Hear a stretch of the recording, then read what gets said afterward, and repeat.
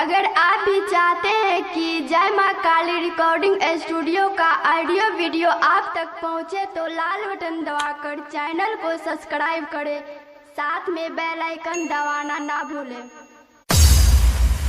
घर घर गेलिए मक्खन चोरेलिए, घर घर गेलिए चोरी करा लिये, माखन मटका लके भगा लिये, माखन मटका लके भगा लिये, माखन मटका लके भगा लिये। घर घर गेलिए चोरी करा लिये, माखन मटका लके भगा लिये, माखन मटका लके भगा लिये, माखन मटका लके भगा लिये।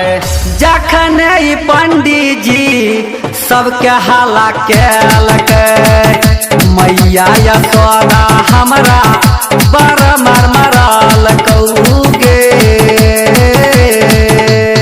अखन अहाँ सब सुनि रहल छियै जय मां काली रिकॉर्डिंग स्टूडियो फुलपरा चौक से।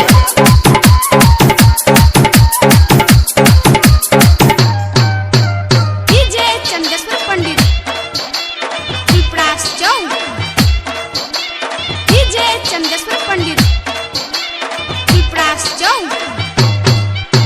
नदी कता हम गैया चरा लिये, गोपियन कपड़ा लके भगा लिये, गोपियन कपड़ा लके भगा लिये, गोपियन कपड़ा लके भगा लिये। नदी कता हम गैया चरा लिये, गोपियन कपड़ा लके भगा लिये, गोपियन कपड़ा लके भगा लिये, गोपियन कपड़ा लके भगा लिये।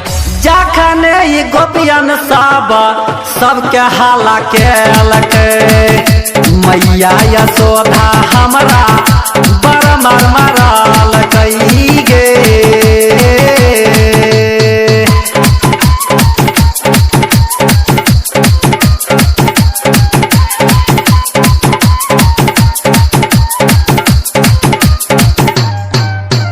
डीजे चंदेश्वर पंडित पिपरास चौक,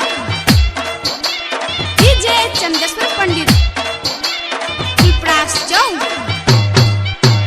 चोरी करत कल हम पकड़ा लिये, मक्खन मलाई लब के खिया लिये, मक्खन मलाई लब के खिया लिये, मक्खन मलाई लब के खिया लिये। चोरी करत कल हम पकड़ा लिये, मक्खन मलाई लब के खिया लिये, मक्खन मलाई लब के खिया लिये, मक्खन मलाई लब के खिया लिये।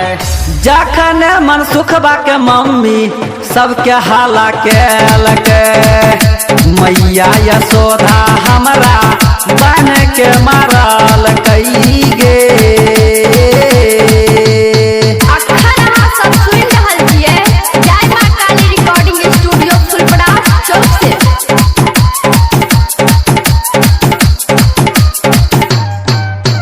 डीजे चंदेश्वर पंडित पिपरास चौक, डीजे चंदेश्वर पंडित पिपरास चौक। संगे संगे गेंदा खेला लिये, नदी में हम कूद गेलिये, नदी में हम कूद गेलिये, नदी में हम कूद गेलिये। संगे संगे गेंदा खेला लिये, नदी में हम कूद गेलिये, नदी में हम कूद गेलिये, नदी में हम कूद गेलिये। जखन सुदामा मित्र सबके हाला केलकै, मैया यशोदा हमर कानत कानत ये लईगे। डीजे चंदेश्वर पंडित फुलपरास चौक 91 13 90 67 65।